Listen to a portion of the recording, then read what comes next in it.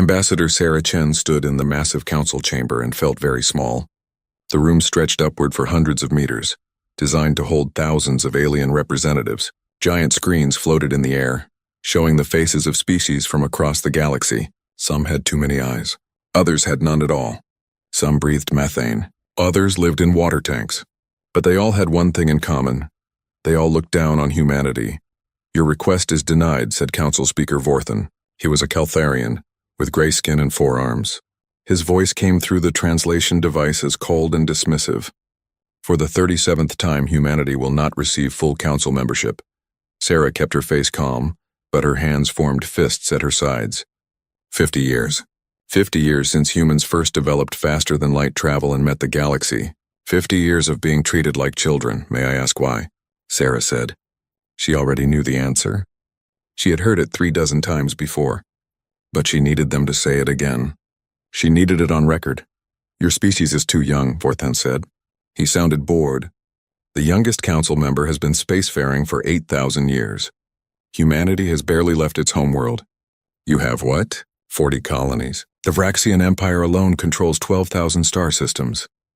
A rumble of agreement came from the assembled aliens. Sarah noticed the Vraxian delegation. They sat in a special section reserved for the most powerful species. Admiral Korthax, their chief military commander, stared at her with what passed for amusement among his people. His species looked like massive reptiles with scales that shimmered blue and silver. "We may be young," Sarah said carefully, "but we follow all council laws. We pay our trade fees. We share our discoveries. We have done everything you asked." "Except stay in your designated zone," said a voice. It came from Counselor Dreth, a being made of crystalline formations. "Your survey ships keep crossing into restricted space. You push boundaries. You ignore warnings. We explore," Sarah said. "That is what humans do. And the restricted zones you mention, they include mineral-rich systems that are unclaimed. We have every right." "You have the rights we give you," Vorthax interrupted. His voice was sharp now. "Remember your place, human. The Council has decided to extend the trade embargo on your species. All human ships are now restricted to within 20 light-years of Earth. Any vessel found beyond that boundary will be seized or destroyed." The chamber erupted with sounds. Clicks, whistles, bursts of color, and telepathic pulses that made the air shimmer. Most were sounds of approval. A few species looked uncomfortable, but they stayed silent. Sarah felt anger rise in her chest like fire. 20 light-years? That would cut off 15 of their newest colonies. Millions of humans would be isolated, their trade routes destroyed. "This is illegal," she said, raising her voice. "Under your own council laws." "The laws apply to members," Admiral Korthax said. He stood up, his massive form towering even in the huge chamber. "You are not members. You are guests, temporary visitors, and guests who misbehave get sent home." Laughter came from the Vraxian section. Other species joined in. "Perhaps," Korthax continued, his voice carrying across the chamber, "humanity needs a reminder of their place. My fleet conducts exercises near your space. Maybe we should include your little Earth in our training scenarios." Sarah's blood went cold. That was a direct threat, an act of war barely disguised. "You would attack Earth?" she asked quietly. "Attack? No, Korthax said, showing his teeth in what might be a smile. "We would be conducting military exercises. If your primitive ships got in the way, well, accidents happen in training." More laughter. Even Speaker Vorthax seemed amused. "We have also received reports," Vorthax said, "that humanity is refusing to surrender mining rights in your own star system. The asteroid belt designated Sol AB7 contains rare elements that the galaxy needs. You will grant the Vraxian Empire full mining access immediately." "That's in our home system," Sarah said. "You're demanding we give up resources in our own territory?" "Resources the galaxy needs," Vorthax said. "Resources you are too primitive to properly extract. The Vraxian Empire has the technology and knowledge. You should be grateful they are willing to do the work." Sarah took a deep breath. She had her orders from Earth. She knew what to say next. But part of her wished things could be different. She wished these aliens could have chosen peace instead of threats. "Then I have no choice," Sarah said. She reached into her jacket and pulled out a small data pad. She pressed a button and a message flashed. Transmitted. "I am formally notifying the Galactic Council that humanity rejects these demands. We will not surrender our mining rights. We will not accept illegal trade restrictions. and we will defend ourselves against any military aggression." The chamber went quiet. "Are you threatening the council?" Vorthax asked. He sounded shocked, as if he couldn't believe what he was hearing. "No," Sarah said. Her voice was steady now. "I'm delivering a warning. Humanity is done asking for permission. We're done being patient. You've made your choice." Admiral Vorthax laughed. It was a deep rumbling sound. "A warning? From a species that still uses chemical rockets for half their ships? From apes who only learned to leave their planet 300 years ago?" He turned to the council. "I volunteer my fleet to handle this problem. We will teach these humans proper respect." Speaker Vorthax hesitated for just a moment. Sarah saw it. Some part of him wondered if this was wise, but the moment passed. "The Council recognizes the Vraxian Empire's right to defend against human aggression," Vorthax said formally. "You may proceed with your exercises. If human ships interfere, use appropriate force." Vorthax bowed, his scales rippling with satisfaction. "My fleet departs within the cycle. We will be at Earth within one of their weeks." Sarah gathered her things. She walked toward the exit, her footsteps echoing in the suddenly quiet chamber. At the door, she stopped and looked back. Hundreds of alien eyes watched her. Most looked amused. Some looked bored. A few looked uncomfortable. "You should have given us membership," Sarah said quietly. But the chamber's acoustics carried her voice to every corner. "You should have treated us as equals.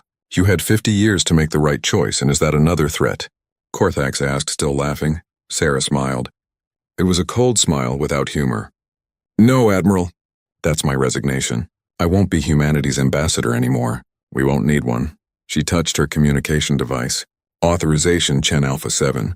Confirm message received." A voice came through, tinny and distant. "Confirmed, Ambassador. Protocol Hammerfall is now active. All assets are in position."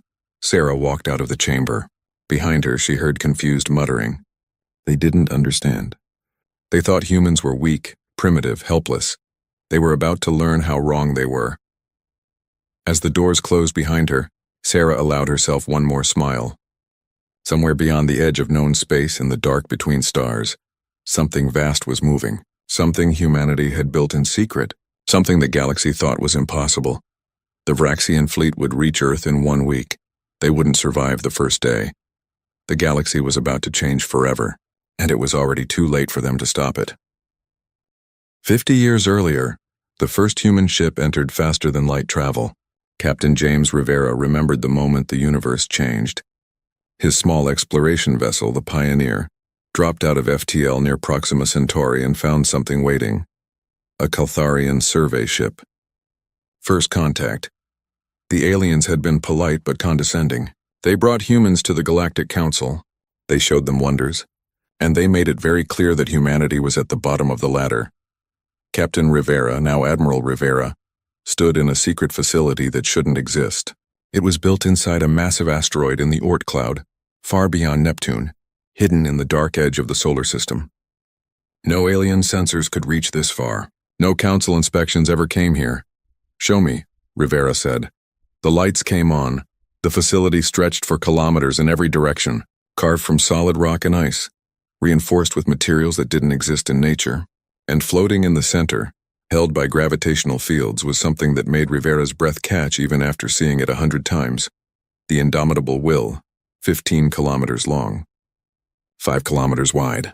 A ship so massive that Earth's entire navy could fit inside its hangar bays. Its hull was made of metamaterials that could shift their molecular structure, becoming harder than diamond or flowing like liquid. Gravitational generators created a shield that could bend space itself. Magnetic accelerator cannons ran the length of the ship, each capable of firing projectiles at relativistic speeds. "Status report," Rivera said. Dr. Chen, Sarah's older sister, stepped forward. She wore a simple gray uniform with no rank insignia. No one in this facility had official ranks. Officially, none of them existed. "The indomitable will is at 97% combat readiness," Dr. Chen said. "Final systems tests are complete. The crew of 10,000 is already aboard. The AI network is online and responsive, and the singularity drives are stable." Rivera nodded. Singularity drives. That had been humanity's greatest breakthrough. While aliens used exotic matter and quantum entanglement for FTL, humans had gone a different direction. They created and controlled miniature black holes harnessing their energy. It was dangerous. 3 early prototypes had catastrophically failed, killing everyone aboard. But humanity had perfected it. What about the other ships? Rivera asked. Dr. Chen smiled. The Unconquered Pride is at Neptune shipyard. The Defiant Star is near Saturn. The Iron Justice is hidden in the Kuiper Belt. All 3 are ready. 4 super dreadnoughts. 4 ships that represented 50 years of secret work. 50 years of humanity's best scientists, engineers, and military minds working toward one goal: survival. They think we're primitive, said General Nakamura. He was the ranking military officer, a man who had fought in Earth's last major war before the aliens arrived. They think we gave up war when we met them. Rivera walked to a window overlooking the construction bay. Smaller ships moved around the indomitable will like insects around a whale. Fighter craft, destroyers, missile frigates, all built with technology the Council thought humans didn't have. When we first met the Caltharians, Rivera said, we studied them. Not just their language and culture. We studied how they thought, how they made decisions, how they fought. He pulled up a holographic display.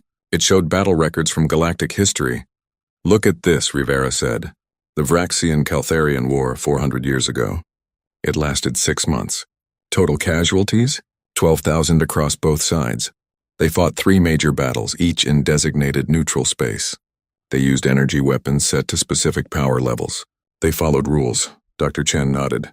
They haven't experienced total war in over 2,000 years. Their conflicts are ritualized. They have honor codes and engagement protocols. They've forgotten what real war looks like, Nakamura said quietly. They think warfare is a game with rules and boundaries. Rivera closed the display. Humans fought 2 world wars in the 20th century. We killed millions of each other. We created weapons that could destroy our entire planet. We bombed cities. We starved populations. We did things that would horrify the Galactic Council. And then we stopped, Dr. Chen said. We chose peace. We built a unified government.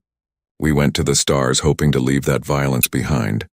But we didn't forget how. Rivera finished. We can't forget. It's in our history, our culture, our DNA. When we met the galaxy, we hoped we'd never need that knowledge again. He gestured to the massive ship floating before them.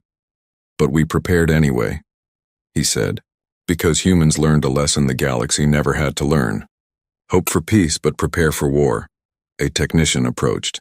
Admiral, we're receiving the signal. Protocol Hammerfall is active. Rivera felt his heart rate increase. This was it. 50 years of waiting. 50 years of hoping they'd never need to use these ships. But the galaxy had made its choice. Brief the crew, Rivera said. Launch in 6 hours. Over the next hours, Rivera walked through the indomitable will. The ship was a city with living quarters, hydroponics bays, medical facilities, and recreation areas. 10,000 crew members, all volunteers, all sworn to secrecy. Some had been living on this ship for years, training and waiting.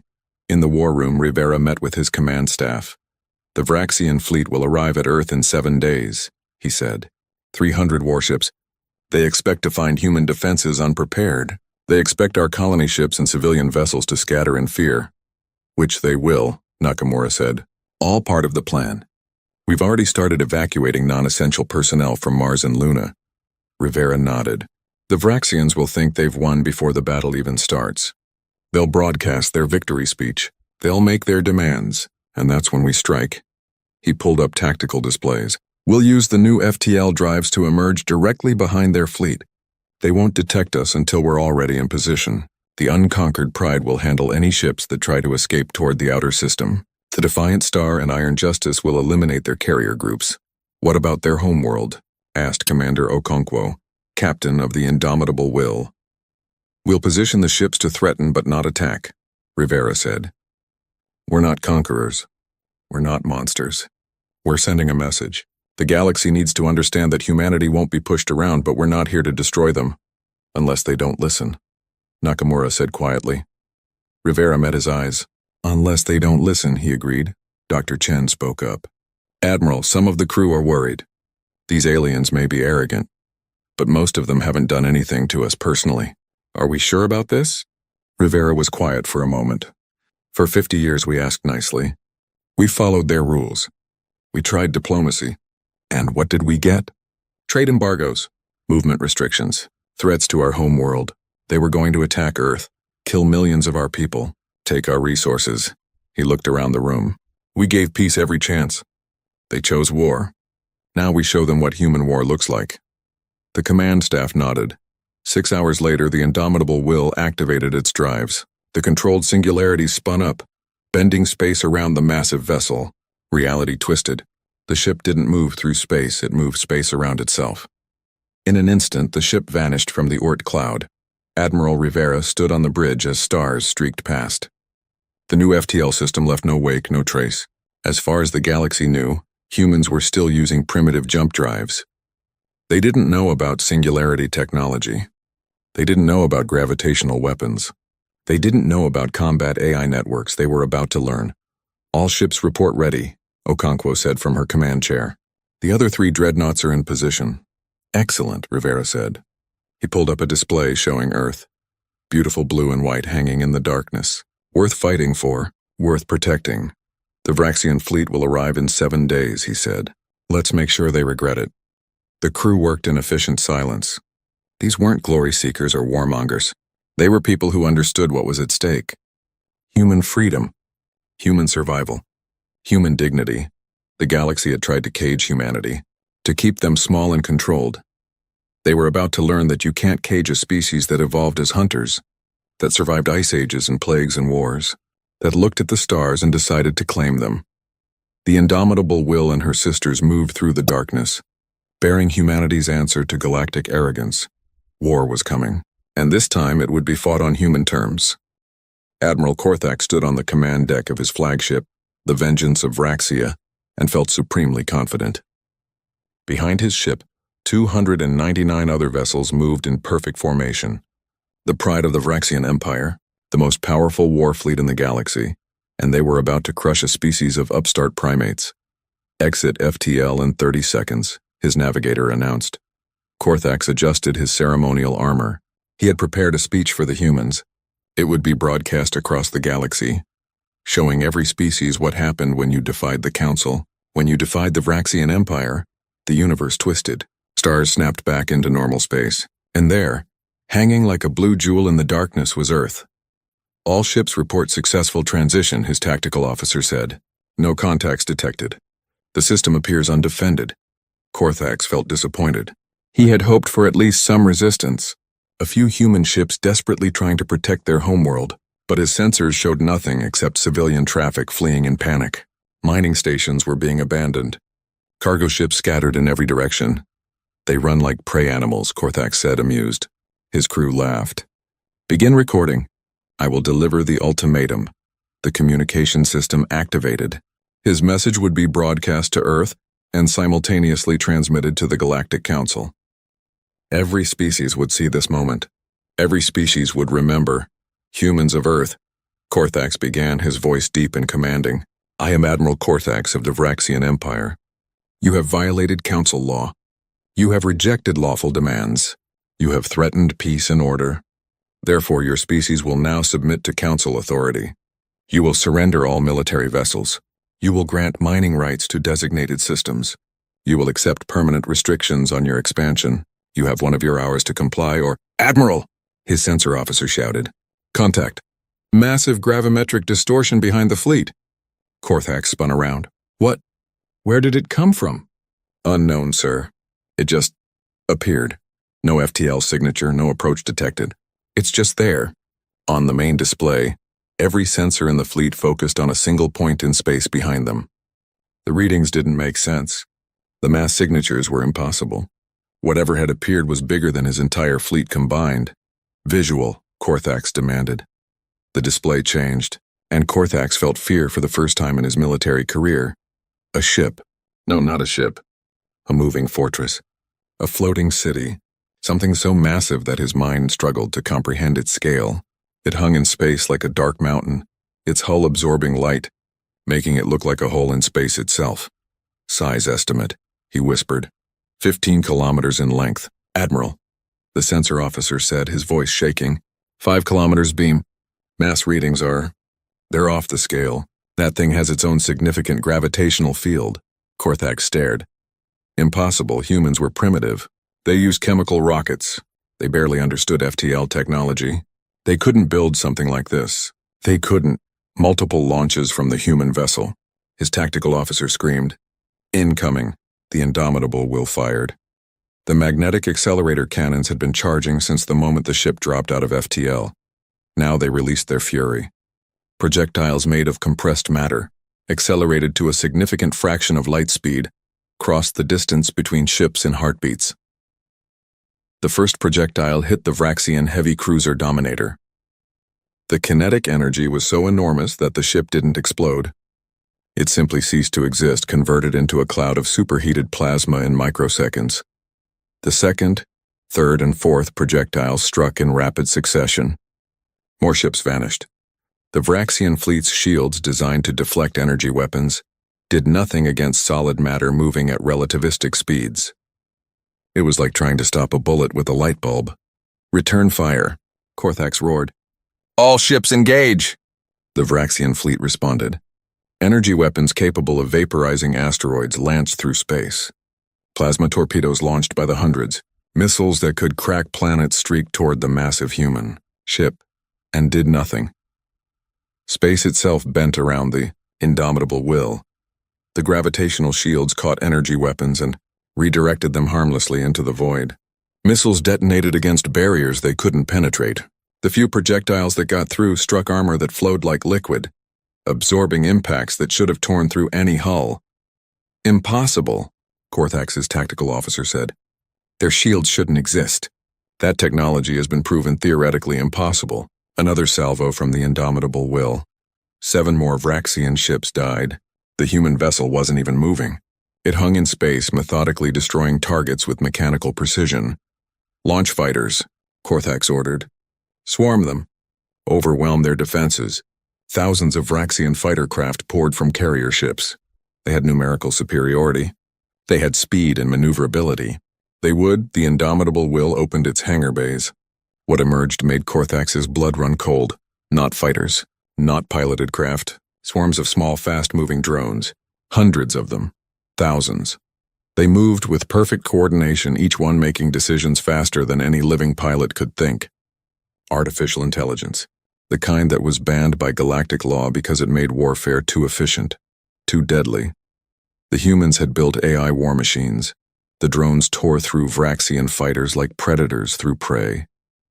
They moved in patterns no living being could follow, anticipating every maneuver, coordinating attacks with millisecond precision. Energy weapons and micro-missiles eliminated targets before pilots even knew they were in danger. In less than 3 minutes, the entire Vraxian fighter wing was destroyed. "Status report," Korthax demanded. "We've lost 70 ships," his tactical officer said. His scales had gone pale. "The rest are taking damage. Our weapons aren't penetrating their shields." "Admiral, we need to retreat." Korthax wanted to argue, wanted to rally his fleet, but he was a warrior, not a fool. This wasn't a battle. It was an execution. All ships, emergency FTL jump, scatter pattern, maximum dispersal. The fleet began to execute emergency jumps. Ships vanished in random directions, hoping to escape the killing zone. But the human drones pursued. They attached to hulls and detonated. They targeted engines. They were everywhere. "Get us out of here," Korthax ordered. His ship's FTL drive powered up. Reality began to twist. They would survive. They would warn the galaxy. A transmission came through on all frequencies. A human voice, female, calm and controlled. "Attention, Vraxian fleet. This is Captain Maria Okonkwo of the Terran Navy vessel Indomitable Will. You came to attack our homeworld. You came to threaten our families. You came expecting an easy victory." On the display, Korthax saw another massive ship appear near Jupiter, then another near Mars, then a fourth near Venus. 4 impossibly huge vessels, 4 super dreadnoughts. The humans had built 4 of them. "You were wrong," Captain Okonkwo continued. "Let me be very clear about what happens next. We're going to let some of you escape. We need you to carry a message to the Galactic Council. Are you listening, Admiral Korthax?" Korthax couldn't speak. His ship was nearly ready to jump. Around him, the rest of his fleet was dying or fleeing. "Here's the message," Captain Okonkwo said. Her voice was cold enough to freeze stars. "For 50 years, humanity asked nicely. We followed your rules. We tried to be good guests. You responded with contempt, restrictions, and threats, so we've decided to stop asking permission. The galaxy wanted to see what humans could do when pushed. Watch and learn. Another volley of magnetic accelerator fire. 20 more Vraxian ships exploded. You've called us primitive. You've mocked our ships and our technology. You've treated us like children who needed to be disciplined. Okonkwo paused. That was your first mistake. Your second mistake was assuming we weren't listening. We studied you. We learned from you. And we prepared for this exact moment. Korthax's ship jumped into FTL. The universe twisted and suddenly they were light years away from Earth. His sensors showed only 37 ships had escaped. 37 out of 300. The greatest military disaster in Vraxian history. Your third mistake, Okonkwo's voice followed them through FTL, recorded and transmitted on all frequencies, was forgetting what species like humanity had to do to survive. We evolved on a world that tried to kill us. We survived ice ages, predators, diseases, and each other. We learned to make war so terrible that we nearly destroyed ourselves. We chose peace, but we never forgot the lessons. The message reached the Galactic Council chambers. It reached every species in known space, and with it came tactical data from the battle, videos of Vraxian ships being destroyed, sensor readings of the 4 human super dreadnoughts, evidence of technology that shouldn't exist. The Council wanted to keep humanity small and controlled, Okonkwo's voice said. You wanted to make sure we never became a threat. But you made a fundamental error. You judged us by your own standards. You thought 300 years in space made us children. You forgot that 300 years is enough time for humans to go from wooden ships to spaceflight. Enough time to split the atom, map the genome, and create artificial intelligence. Across the galaxy, species that had dismissed humanity as primitive fell silent. You gave us 50 years. We spent every single day of those years preparing for war we hoped would never come, but you forced our hand. You threatened Earth, so now the galaxy will learn a new lesson. The transmission. The Galactic Council emergency session began in chaos and descended into panic. Speaker Vorthan tried to maintain order, but his forearms waved frantically as hundreds of delegates shouted, clicked, whistled, and projected emotions of fear. The massive chamber that usually conveyed dignity and ancient authority now felt like a cage full of frightened animals. Order. We must have order. Vorthan's amplified voice barely cut through the noise. On the central display, the battle footage played on repeat. The Vraxian fleet, pride of the galaxy's strongest military, being systematically destroyed in 8 minutes. The massive human ships appearing from nowhere, technology that violated known physical laws, weapons that made galactic standard defenses look like toys. Admiral Korthax stood before the council, his scales still pale from shock. They were waiting for us, he said, his voice hoarse. It was a trap. They let us come. They let us feel confident. Then they appeared and slaughtered us. How many ships did you lose? Asked Councillor Dreth. 263, Korthax said. Each word seemed to pain him. Destroyed completely. No survivors. 37 escaped. A fleet of 300 reduced to a fraction in minutes. The council chamber went silent. 263 warships. Each one representing decades of construction and millions of credits. Each crewed by hundreds of Vraxians. All gone. The humans have 4 of those super ships, someone said. What if there are more? Before anyone could answer, all the displays went dark. The council's communication systems activated without authorization. And a face appeared on every screen. Sarah Chen, former human ambassador. She looked different now. She wore a military uniform. Her expression was hard. Greetings, Galactic Council, she said. I wanted to inform you of some developments. In the last hour, humanity has repositioned assets. I thought you'd like to know where. A star map appeared. The council members leaned forward, dreading what they would see. Red markers appeared at 4 locations. One near Earth, obviously, but the other 3 made several delegates gasp. The Vraxian homeworld, Council Station, and the Galactic Trade Hub.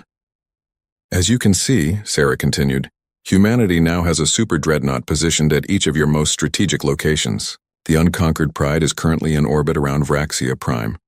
I believe you'll find their planetary defense grid is no longer functioning. Another display showed Vraxian space.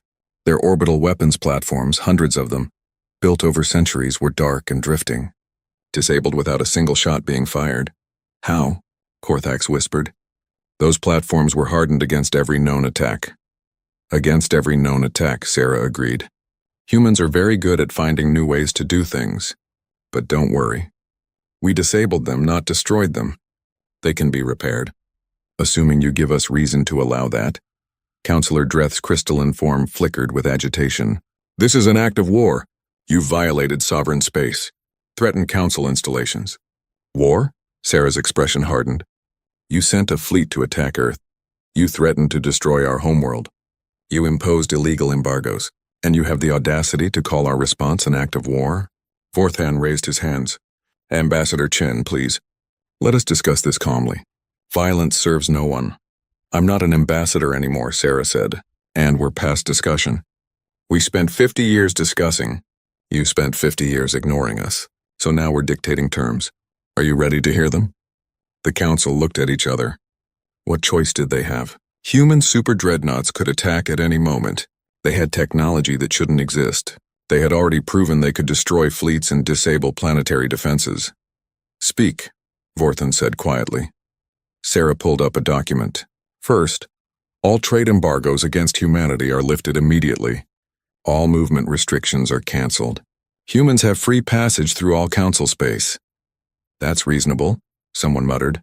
Second, humanity receives full council membership with veto power over military actions. No species may threaten or attack human space without unanimous council approval, which will include humanity's vote. The council stirred. Veto power? For a species that had been spacefaring for only 50 years? That's unprecedented, Vorthan said. So is building 4 super dreadnoughts in secret, Sarah replied. Third, the Vraxian Empire will pay reparations for their attack on human space. Amount to be determined, but it will include compensation for resources spent defending ourselves.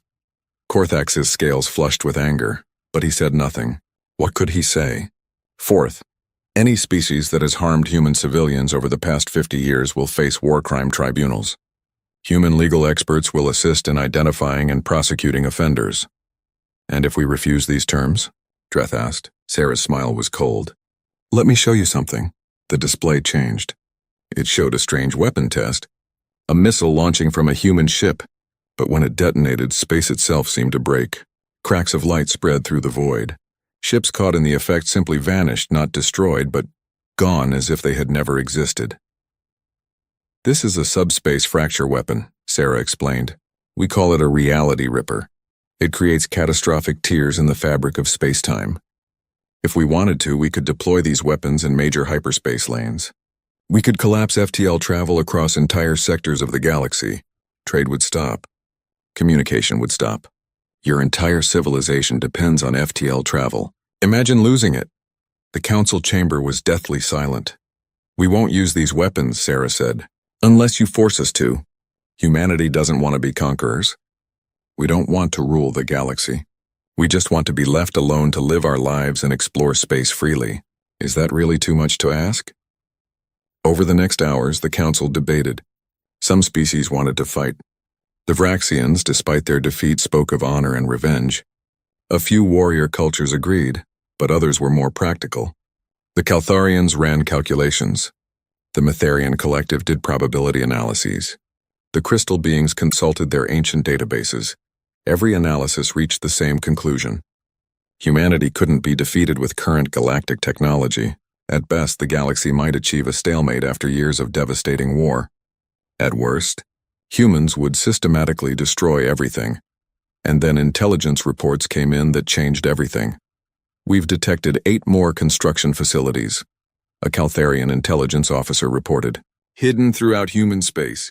Asteroid bases like the one where they built the first 4 ships. Some are still building. We estimate. He paused, checking his data. We estimate humanity may have as many as 16 super dreadnoughts within 5 years. Maybe more, 16. The number hung in the air like a death sentence. How? Someone asked. How did they hide this from us? We weren't looking, the officer admitted. We thought they were primitive. We didn't believe they could challenge us, so we didn't monitor them seriously. And they were very, very careful. Every suspicious activity had a cover story. Every secret shipyard was disguised as a mining operation or research station. They planned this from the beginning, Vorthan said slowly. From the moment they met us, they were preparing for war. Can you blame them? An unexpected voice asked. It came from one of the younger species, the Delphians, who had only been on the council for 1,000 years. We treated them terribly. We restricted them, mocked them, threatened them. What did we expect? That they'd just accept it forever? They're dangerous, Korthax argued. Today they threaten us. Tomorrow they'll conquer us. We threatened them first, the Delphian delegate said. You literally took a fleet to their homeworld to attack them. They defended themselves. How is that wrong? The debate raged for hours. But slowly, reluctantly, the council came to a consensus. They would vote on humanity's demands, the vote was called. 847 species in favor of accepting human terms. 3 against. Then something strange happened. The 3 opposing votes requested a recess. Private meetings were held. And when the council reconvened an hour later, all 3 changed their votes to yes. Rumors spread quickly. The 3 delegates had received visitors. Not official human ambassadors, just quiet individuals who had polite conversations about how vulnerable their homeworlds were, about how easy it would be for accidents to happen, about how humanity really truly hoped they could all be friends. The vote was now unanimous. Sarah Chen appeared on the displays again. The Galactic Council has voted to accept our terms. Humanity thanks you for your wisdom. We look forward to working with you as equals. She paused. And to those who changed their votes, we appreciate your reconsideration. The Super Dreadnoughts remained at their positions for 3 more days. A reminder, a promise, a threat. Then they vanished as mysteriously as they had appeared, leaving behind a galaxy that would never look at humanity the same way again. In bars and meeting halls across thousands of worlds, the story spread. The upstart apes, the primitive species, the ones everyone had dismissed. They had broken every rule, challenged every assumption, and won. The galaxy had tried to keep humanity in a cage. They had just learned that you don't cage apex predators. You either respect them, 6 months after the Battle of Earth, Sarah Chen stood in the council chamber again. But everything was different now. The seat she occupied was no longer in the observer section. Humanity had a full delegation now, positioned among the senior members. Their section was modest, just 5 seats. But those 5 seats carried more weight than delegations 10 times their size. Because everyone remembered what happened when you ignored humanity. The council was voting on a new trade agreement. Something routine that would have taken weeks of debate in the old days. But when the human delegation indicated their support, the measure passed in minutes.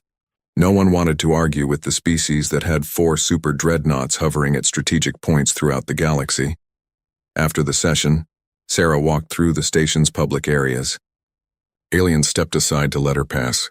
Not out of fear exactly, though some fear was there. More out of respect, or maybe caution. A young Delphian approached her, moving with the graceful motions of its species. Ambassador Chen, may I speak with you? Sarah smiled. Of course. I wanted to thank you, the Delphian said. My species has been advocating for council reforms for centuries. The senior species always blocked us. But now, with humanity's support, we're finally seeing change. Trade routes that were closed to us are opening. We have access to technologies that were restricted before. The council needed new perspectives, Sarah said diplomatically. We're happy to help. What she didn't say was that humanity had carefully chosen which younger species to support. The ones who had been suppressed by the old guard. The ones hungry for change? Building alliances wasn't just about military power. It was about making friends with those who shared your vision. The Vraxian Empire was learning that lesson the hard way. Their government had collapsed 3 weeks after the battle. The military leadership that had pushed for attacking Earth was overthrown. A new civilian government had taken power, led by Vraxians who wanted reform and peace. Humanity had quietly supported them with intelligence, resources, and diplomatic backing. Admiral Korthax was in prison, awaiting trial for war crimes. Not by human courts, but by his own people. The new Vraxian government wanted to make it clear that the old ways were finished. Sarah's communication device buzzed. A message from Earth. She found a private area and opened it. It was from Admiral Rivera. Sarah, we need to talk. Something's happened. Check the attached file. Priority Alpha. Sarah's heart sank. Priority Alpha meant immediate threat. She opened the file. It was a sensor recording from the edge of the galaxy. Beyond the rim, in the dark space between galaxies, something was moving. Multiple somethings. Large objects, maybe ships heading toward the galactic core. The readings were fragmentary and unclear, but the computers estimated arrival time at 6 months. She read the intelligence assessment attached to the file. It was compiled from ancient galactic records that humanity had accessed after gaining Council membership. Records that most species had forgotten about. Thousands of years ago, something had attacked from beyond the rim. The ancient species fought it off, but at terrible cost. They had built the Galactic Council partly as a defense pact, a way to coordinate against external threats. But over time, as the threat never returned, the Council had become political, bureaucratic, soft, and now the threat was coming back. Sarah contacted Rivera immediately. His holographic image appeared, looking tired. "Have you told the Council?" Sarah asked. "Not yet," Rivera said. "We wanted to confirm the readings first. But Sarah, if this is what we think it is, the galaxy isn't ready. The Council species have been fighting ritualized wars for so long, they've forgotten what real combat looks like." "But we haven't," Sarah said quietly. "No, we haven't." They talked for another hour, discussing options and strategies. Then Sarah made her way back to the Council chamber. An emergency session had been called. The Council had finally detected the approaching objects. The chamber was in turmoil when Sarah arrived. Species shouted at each other, blame flying in all directions. Some claimed it was a sensor error. Others insisted it was a hoax. A few remembered the ancient records and looked terrified. Sarah walked to the human delegation section and activated the speaking system. Her voice cut through the chaos. "The Galactic Council will come to order." Something in her tone made everyone stop. Maybe it was confidence. Maybe it was authority. Or maybe it was the reminder that humanity had military power that dwarfed anything else in the galaxy. "The threat is real," Sarah said. "Our long-range sensors have confirmed it. Unknown vessels approaching from beyond the rim. We estimate 6 months until they reach inhabited space. We don't know if they're hostile, but given the historical records, we should prepare for the worst." "What do you suggest?" Forthan asked. He looked older than he had 6 months ago. "We need to unify the galactic defense," Sarah said. "One fleet, one command structure, one strategy. No more individual species protecting their own territory. We face this together or we fall separately." "And who would command this unified fleet?" asked a Vraxian delegate. "The new government's representative, not one of the old military hardliners." Sarah took a breath. "We propose Captain Maria Okonkwo of the Terran Navy. She commanded the Indomitable Will during the Battle of Earth. She has combat, experience and strategic knowledge that most of the galaxy lacks." The chamber erupted again. A human in charge of galactic defense? It was unthinkable, unprecedented, outrageous. But also, several delegates thought privately, probably necessary. The Council debated for 3 days. Humanity made their case carefully. They shared tactical data. They offered to share defensive technology, though not the most advanced systems. They promised to station their super dreadnoughts at critical defensive positions, and they pointed out the obvious truth. When the threat arrived, who did the galaxy want leading the defense? Commanders who had only fought ritualized battles? Or the species that had perfected the art of total war? The vote wasn't unanimous, but it was decisive. Captain Okonkwo would become Grand Admiral of the Galactic Defense Fleet. She would have authority to coordinate all military assets across Council, space. Humanity would share some of its weapons, technology with other species, enough to make them effective allies. Training programs would begin immediately. The galaxy was going to learn how humans made war. 3 months later, Sarah stood on the observation deck of Council Station and watched the defense preparations. Hundreds of ships from dozens of species moved in coordinated patterns, training together, learning human tactics. The Indomitable Will hung in the center like a protective guardian, its massive bulk dwarfing everything around it. Admiral Rivera joined her. He had come to Council Station to help coordinate the defense. "We're making progress," he said. "The alien crews are learning fast. Some of them are actually very good once they understand the concepts." "Will it be enough?"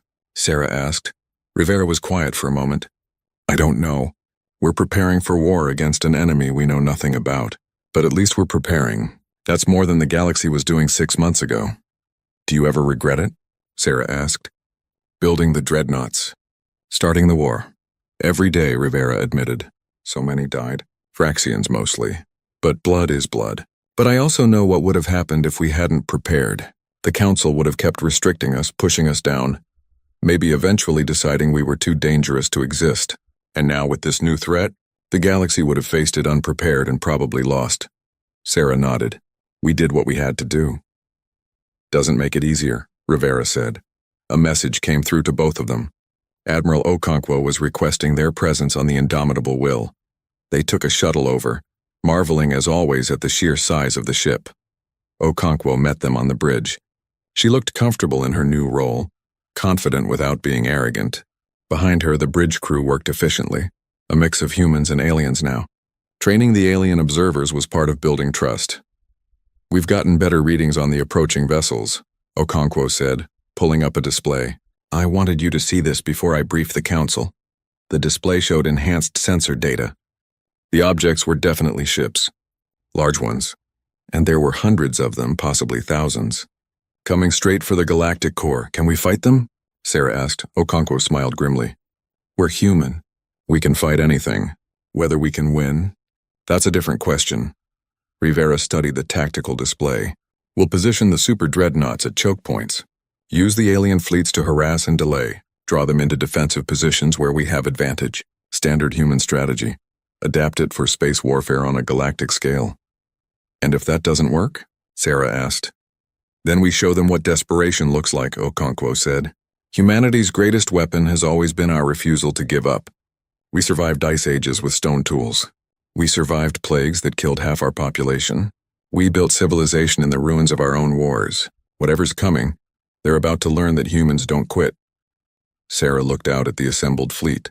Ships from 100 species united for the first time in galactic history. United because humanity had forced them to change, to adapt, to remember what cooperation really meant.